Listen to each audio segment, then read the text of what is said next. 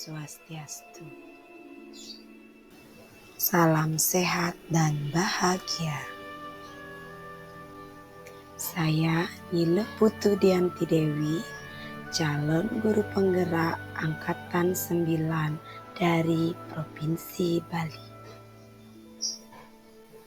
Pada kesempatan ini, saya akan menyampaikan kesimpulan dan refleksi dari pemikiran Ki Hajar Dewantara terkait dengan pendidikan.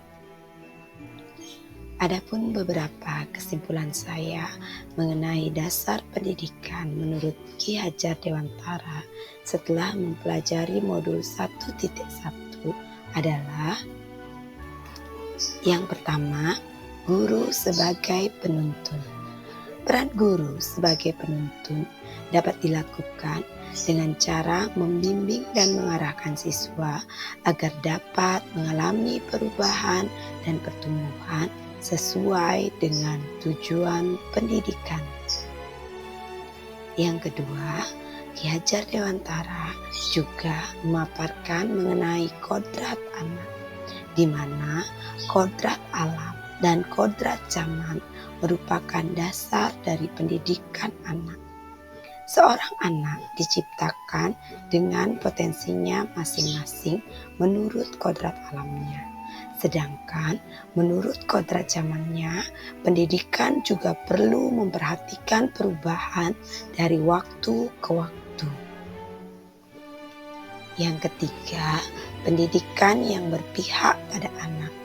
Pendidikan yang menekankan pada minat, kebutuhan, kemampuan individu, menghadirkan model dan metode belajar yang menggali motivasi untuk menjadikan pembelajaran sepanjang hayat dan selalu ingin tahu. Adapun refleksi saya sebelum dan setelah mempelajari modul 1.1 mengenai filosofis pendidikan menurut Ki Hajar Dewantara. Sebelum mempelajari modul 1.1, pembelajaran yang saya lakukan di kelas adalah: yang pertama, pembelajaran masih berpusat pada guru. Yang kedua, pembelajaran hanya memperhatikan penilaian dari aspek kognitif siswa. Yang ketiga, saya kurang memahami karakter siswa saat mengadakan pembelajaran. Selanjutnya, saya hanya meminta siswa untuk menghafal materi saja. Kemudian, pembelajaran yang saya lakukan juga cenderung monoton dan kurang bervariasi. Saya juga sering merasa gagal dan mengeluh jika banyak murid yang tidak tuntas melakukan evaluasi. Setelah mempelajari modul 1.1 ini, ada beberapa hal yang saya dapatkan. Setelah mengetahui pemikiran Ki Hajar Dewantara mengenai pendidikan, saya menyadari bahwa pembelajaran yang saya lakukan selama ini kurang tepat. Setelah mempelajari modul 1.1, saya lebih memperhatikan karakteristik murid. Kemudian, pembelajaran juga saya desain agar berpusat pada murid. Pembelajaran tidak hanya memperhatikan aspek kognitif siswa saja. Pembelajaran yang saya lakukan juga lebih menekankan pemahaman siswa terhadap materi, bukan hanya menghafal semata. Kemudian, saya juga mendesain pembelajaran yang menyenangkan.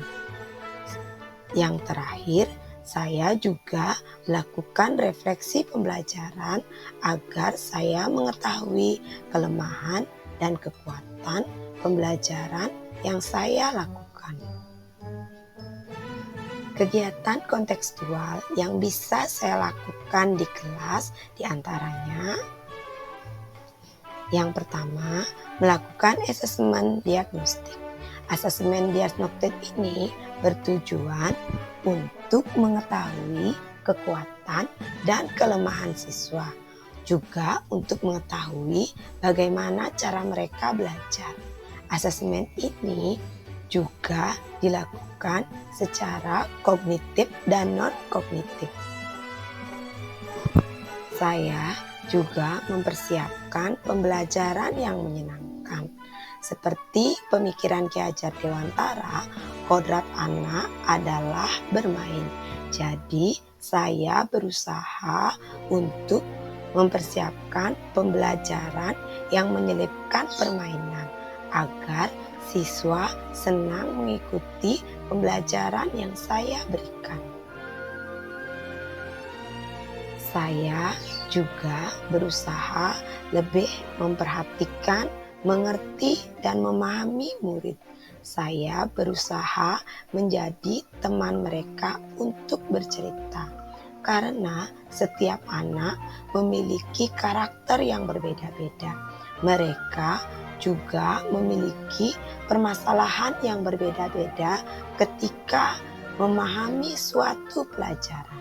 Selain itu, permasalahan mereka di rumah juga bisa mereka ceritakan kepada saya sebagai guru. Yang terakhir, saya melakukan refleksi pembelajaran di setiap akhir pelajaran. Ini bermanfaat agar saya mengetahui pembelajaran yang saya lakukan sudah mencapai